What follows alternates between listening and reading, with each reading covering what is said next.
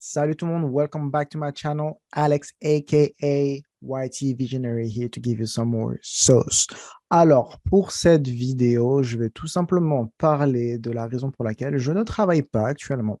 Ça va bientôt faire un peu plus d'un mois que c'est le cas. J'avais des objectifs par rapport à mon business que je voulais mettre en place et ça s'est pas exactement passé comme ça, un petit peu, mais pas totalement. Je vais m'expliquer, c'est que dans la vidéo d'avant qui est sortie, bon, elle était en anglais, mais j'expliquais que je suivais une formation avec le GoPro, donc de Eric Worre, qui propose justement des formations lors de l'année, que ce soit par module ou directement l'année entière. Moi, je suis allé directement au next level. J'ai pris pour toute l'année 2023. Et donc, ce qui fait qu'il y a des calls tous les jours, presque tous les jours, du lundi au vendredi, et c'est à 20 heures chez nous, en France. Avec mon travail, j'avais quand même des horaires confortable parce que je terminais à 17 heures et je rentrais et j'avais le temps de faire des petits trucs avant de me mettre dessus. Mais c'était quand même un petit peu chargé et c'était un petit peu fatigant et je sentais que j'ai commencé à accumuler un peu de retard sur les tâches que je devais faire. Mais j'ai quand même tenu. Ça avait commencé à peu près les 2 dernières semaines de travail qui me restaient et c'était pendant ces 2 semaines-là que la formation avait commencé pour moi. Très honnêtement, ça m'a aidé à un peu plus comprendre ce que je voulais montrer de moi sur les réseaux sociaux, également le but pour lesquels en fait j'étais revenu sur les réseaux sociaux parce que j'avais fait une bonne pause où j'avais tout arrêté. J'ai même supprimé tout ce qui est ancienne chaîne YouTube, enfin supprimé. Toutes les vidéos étaient mises en privé. Par contre, la page Instagram, je l'ai vraiment supprimée. C'est pas forcément la meilleure décision parce que j'avais beaucoup plus de personnes dessus, surtout que maintenant que j'ai décidé de refaire les choses en français, j'aurais clairement pu reprendre mon ancienne page Instagram, mais on va dire que j'avais pas prévu de faire ça en français de base. C'est que Fraser Brooks, qui est le coach de réseaux sociaux que je suis actuellement et qui s'occupe là des 90 jours des réseaux sociaux, il a dit à plusieurs reprises que c'était mieux de faire ça dans sa langue natale. J'ai pas voulu écouter, je me suis dit, tu sais quoi, j'ai déjà commencé en anglais, on va continuer comme ça. Et jusqu'au moment où finalement, je me suis résigné à le faire parce que c'est vrai que comparé à mon ancienne chaîne, j'avais quand même beaucoup plus de personnes qui me suivaient et je faisais tout en français. Je faisais parfois un peu de franglais, c'est-à-dire sur certains posts, il y avait un peu de français et il y avait de l'anglais. Mais tout ce qui était stories, c'était en français. Donc, du coup, j'avais une communauté francophone. Et voilà. Et donc, même si sur ma nouvelle page, j'ai voulu faire les choses en anglais, j'ai quand même grandi un petit peu la communauté avec des personnes qui sont anglophones. Mais quand je regarde, par exemple, les personnes qui me regardent sur mes stories, ça reste des francophones. Pourquoi est-ce que je me cassais le boule à vouloir faire ça en anglais alors que les personnes qui me suivent en vrai restent des francophones? Donc, je me suis résigné à le faire. Pour l'instant, c'est mieux. On verra peut-être un peu plus tard. Une fois que j'aurai peut-être plus d'influence sur les réseaux sociaux, peut-être que je voudrais avoir une deuxième chaîne qui sera cette fois-ci en anglais. Mais c'est vrai qu'au début, je pense qu'il reste préférable de le faire en français. Et ce qui faisait que je suivais cette formation, etc. Et je me suis dit, c'est un peu fatigant de faire les deux en même temps. Donc, j'ai quand même hâte d'arrêter le travail pour pouvoir me concentrer un peu plus là-dessus. Le but également, en prenant cette pause, c'était de pouvoir me remettre au trading. J'ai une relation de love and hate. J'adore le trading pour ce que ça peut apporter. Pour moi, quand on maîtrise le trading, c'est ce qui nous rapproche le plus de la liberté parce qu'on est capable de faire de l'argent partout, d'où on veut, tant qu'on a une connexion Internet, un ordi ou un portable, ça suffit. Tant que tu as ces connaissances-là, personne ne peut te les enlever. Donc, peu importe que telle société ferme ses portes, qu'il y ait un deuxième coco qui nous tombe dessus et qu'on perde notre emploi ou des choses comme ça, tant qu'on a cette connaissance-là, personne ne peut nous l'enlever, on est capable de faire de l'argent. Mais je n'arrive pas à être régulier sur les graphiques. Je n'ai pas encore trouvé cette motivation intérieure pour me forcer à faire les choses. C'est encore en progrès. J'espère être capable de le faire. Après, c'est vrai que financièrement, je suis plus dans la même, entre guillemets, galère. Je suis dans une phase où j'ai quand même un peu d'investissement qui tourne. J'ai aussi des économies. En gros, si je devais arrêter de travailler, là, ce qui a été le cas, je ne suis pas dans le besoin immédiat d'avoir un travail. Je pourrais tenir plusieurs mois, peut-être même une année ou deux, sans avoir à travailler. Mais je ne suis pas non plus riche encore, du moins dans ma définition de riche, qui est quand même assez élevée. Et donc, en gros, je ne peux pas forcément faire ce que je voudrais faire. Là, le but, c'est d'acheter une maison pour ma copine et moi, parce que ce sera plus simple. Là, on est dans un 60 mètres carrés, c'est très bien déjà, mais on n'a que 2 pièces et on aimerait avoir un peu plus de pièces pour que je puisse également avoir mon bureau, etc. Un peu mieux agencé et qu'on puisse planifier pour l'avenir parce qu'on compte avoir des enfants, tout simplement. Au lieu de rester là, vous voyez, je fais mes vidéos dans la chambre, donc c'est pas ultra pratique. J'aimerais bien avoir un espace où je pourrais acheter plus de matériel professionnel, des lumières, des choses comme ça pour avoir un éclairage un peu mieux. Euh, alors là, je me sers de la lumière de dehors plus que de la lumière de dehors, ça suffit. Je baisse un peu les volets parce que sinon ça m'éblouirait, c'est pas ouf non plus. Ah, encore une fois, on voit mon portable, je l'avais pas vu. Hop, hop, hop, je vais le décaler. Ta, ta, ta, ta. Ça devrait pas être en vue. Et du coup, voilà, il nous faut une maison, mais pour avoir une maison en France, c'est un peu plus compliqué parce que, bah, comme je dis, je sais pas forcément, j'ai pas de l'argent de ouf, donc je peux pas m'acheter une maison cash comme ça, sans avoir de situation stable, sans avoir de CDI, c'est très compliqué. Les banques, elles ont pas confiance. J'ai envie de dire, c'est normal, oui, si tu as rien pour prouver que tu es capable de rembourser ça, ils vont pas te confier de l'argent. Je suis dans une phase où je ne suis pas dans un besoin absolu d'avoir un travail, mais je ne suis pas non plus à un stade où je peux complètement me passer d'un travail. Pourquoi? Parce que j'ai besoin justement de cette situation stable. Le plan a changé et je vais reprendre, un travail. Je ne sais pas encore exactement quand, je vais me mettre à chercher. J'ai imprimé des CV pour pouvoir me remettre à chercher, mais plus dans le coin, où je suis. Parce que j'ai plus envie d'aller travailler sur Paris. J'ai eu plein d'opportunités sur Paris, parce que bon, moi, je crois que ça ouvre quand même des portes d'avoir un poste de manager et également dans du semi-luxe, hein, en étant chez Michael Kors. Ça m'a aidé, j'ai eu plusieurs personnes qui sont venues vers moi, que ce soit sur LinkedIn, principalement sur LinkedIn en vrai, au moins 3 ou 4 offres d'emploi, sur Paris, pendant que j'étais encore en poste, chez Michael Kors et j'ai dit non parce qu'au début, c'était effectivement je comptais partir à Strasbourg, les plans ont encore changé, je vous dirai pourquoi un peu plus tard et cetera et après c'était juste que non, j'ai pas envie de travailler sur Paris, ça fait plus de 9 ans que j'y vais. Très honnêtement, je suis gavé, surtout que je suis sur la ligne du RER D.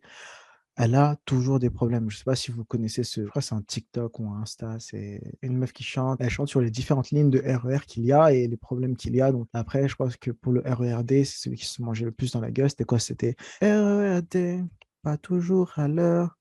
Train supprimé, colis suspect, les gens sur les rails. Voilà, c'était exactement ça et c'est ce qui se passe. Là, ma copine, maintenant qu'on habite ensemble, on est dans la banlieue parisienne, on prend l'erreur pour rentrer chez nous. Elle était habituée à vivre sur un métro, elle était à 15 minutes du métro et le métro l'emmenait, ben, plus facilement sur Paris. Là, maintenant, elle découvre les joies du RER et elle me dit: «Mais c'est chiant» parce que du coup, pour elle, il faut qu'elle parte plus tôt de l'appart pour pouvoir prendre en considération les éventuels retards qu'il pourrait avoir ou le fait que les trains puissent être supprimés ou alors qu'il y ait des ralentissements et cetera. Il y a tout ça à prendre en compte. Quand on prend le RER, il faut penser différemment. Si tu penses en mode, «Vas-y, j'ai un métro toutes les 5 minutes», non, mais tu vas te faire avoir. Voilà. Donc moi, en tant que banlieusard, j'ai l'habitude de prendre le RER, mais j'en ai marre. Donc je voudrais pouvoir travailler dans le coin. Idéalement, un endroit où je peux aller en voiture à maximum 30 minutes. J'aimerais bien moins, quelque chose comme 20-25 minutes en voiture, ce serait top.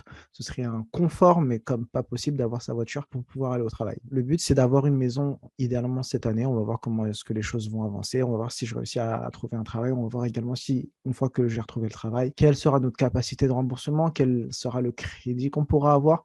Après, on pourra toujours essayer de mettre un apport un peu plus important pour diminuer l'emprunt dont on aura besoin. On va voir les stratégies à adopter, et cetera, ce qu'on va faire. Donc voilà, je suis dans cette phase-là et pendant que je retrouverai un travail, je continuerai à faire mes formations, et cetera. Je continuerai à faire mes vidéos YouTube, je continuerai à faire mes reels, et cetera. Bon, pour YouTube, je pense que je continuerai à confier la tâche à des monteurs pro parce que, c'est plus simple, parce que je fais des vidéos qui sont parfois un petit peu longues et j'ai pas forcément 2-3 heures, 4 heures parfois, pour rendre la vidéo un petit peu plus, dynamique. Ça dépend de la longueur de la vidéo, mais ça peut me prendre à peu près 3 ou 4 heures. Le montage en lui-même, il est rapide, mais c'est le fait de mettre des petits éléments dynamiques qui fait que ça rallonge le temps que ça me prend et j'ai pas envie de mettre, 2 à 4 heures sur une vidéo alors que je pourrais faire d'autres choses pendant ce temps. Je fais en sorte que le business cette année soit quelque chose qui me rapporte beaucoup plus. J'ai juste envie de partager mon aventure entrepreneuriale sur YouTube et pouvoir peut-être inspirer certaines personnes à faire la même chose soit que moi ou tout simplement se lancer dans ce qu'ils veulent faire. Mais ça me manque quand même de pouvoir travailler parce que c'est quand même cool d'aller au travail. C'est cool d'avoir un salaire fixe, quelque chose de fixe qui tombe tous les mois. Tu sais comment tu organises ton argent, et cetera. Ça, c'est quelque chose qui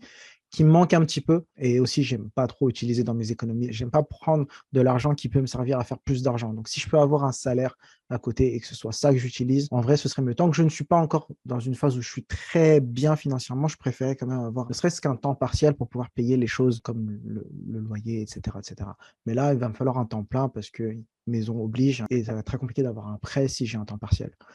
Voilà, donc il va me falloir en 35 heures et on va repartir dedans pendant quelques mois. Je ne sais pas exactement jusqu'à quand, mais c'est ce qu'on va faire. Le travail, c'est une bonne école parce que tu te retrouves avec des personnes d'un peu partout. Quand toi, tu es déjà lancé un peu dans l'entrepreneuriat, ta façon de voir les choses a changé, mais tu comprends quand même les personnes qui travaillent et qui ont, par exemple, toujours été salariés, qui n'ont peut-être pas eu d'autres activités autres que leur travail.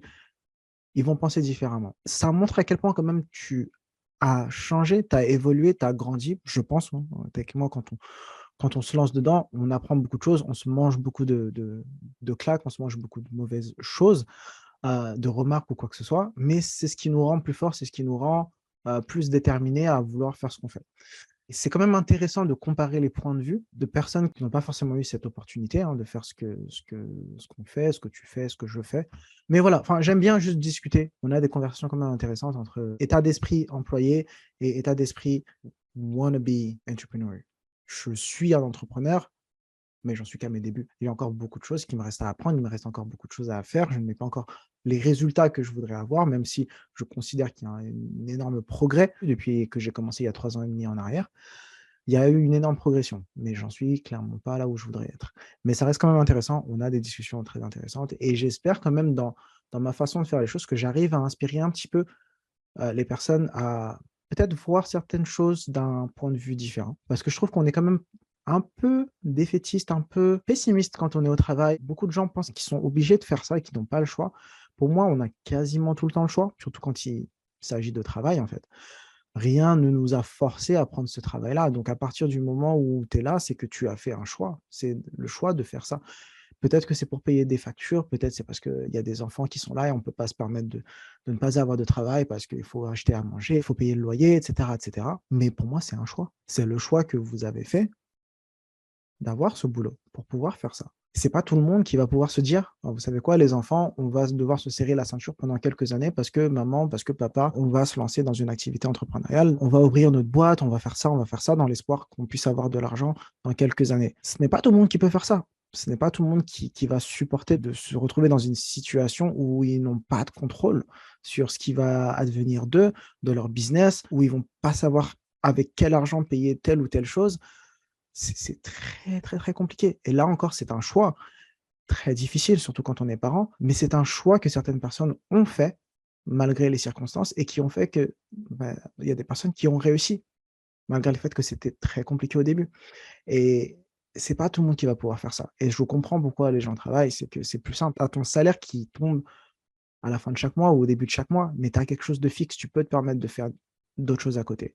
Idéalement, pour moi, c'est avoir un travail, mais travailler sur ses rêves à côté, à temps partiel peut-être, pour commencer. Mais une fois qu'on commence à avoir un peu plus d'argent, là, on pourra peut-être diminuer le temps qu'on passe au travail pour avoir plus de temps sur les choses qui nous rapportent plus. C'est ce que je compte faire un peu plus tard, parce que bon, après moi, ça reste assez passif, ça reste de l'investissement, ça reste voilà, j'ai différentes sources de revenus et je sais que je suis déjà en mesure de réduire mes heures, même ne pas avoir de travail sans être dans la merde. Mais comme je l'ai dit, c'est la maison qui fait que je dois avoir un travail, je dois avoir une situation stable. Si je veux pouvoir avoir un emprunt pour l'immobilier, c'est tout simplement ça qui va me ramener au travail. Mais je sais pourquoi je vais aller travailler, ce qui fait que je pense être un meilleur employé que d'autres personnes qui vont juste au travail parce qu'ils n'ont pas le choix. Ils doivent faire ça, parce que ça, parce que ça.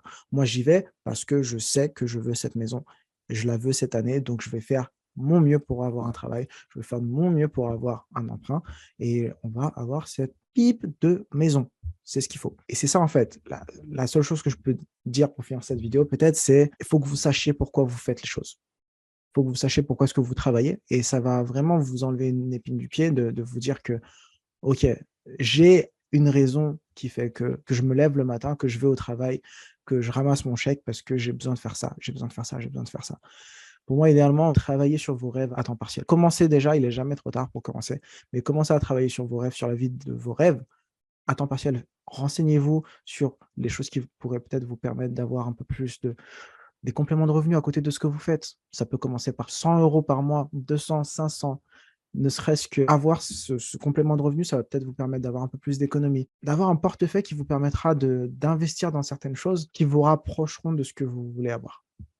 Juste ça. Mais commencez, renseignez-vous. Il y a plein de trucs, il y a plein d'options qui sont dehors, il faut juste savoir qu'elles existent. Moi, je suis dans le marketing relationnel et je suis content d'avoir connu ça parce que j'ai vu à quel point c'est en train de changer ma vie, j'ai vu à quel point ça change la vie de millions de personnes dans le monde et je suis tous les jours en gratitude d'avoir connu ça. Je suis tous les jours en gratitude d'avoir eu, ma camarade de classe de l'école de commerce qui m'a invité d'y être allé, parce que j'aurais pu ne pas y aller, j'aurais pu dire non, et surtout d'avoir commencé, parce que là, pareil, après avoir vu ça, j'aurais pu ne pas commencer, mais je voulais quelque chose de différent. Donc, je suis content d'avoir commencé, je suis content de rien avoir lâché, même si c'était très compliqué au début, que je gagnais rien pendant la première année et demie, j'ai strictement rien gagné, j'ai plus perdu d'argent que je n'en ai fait.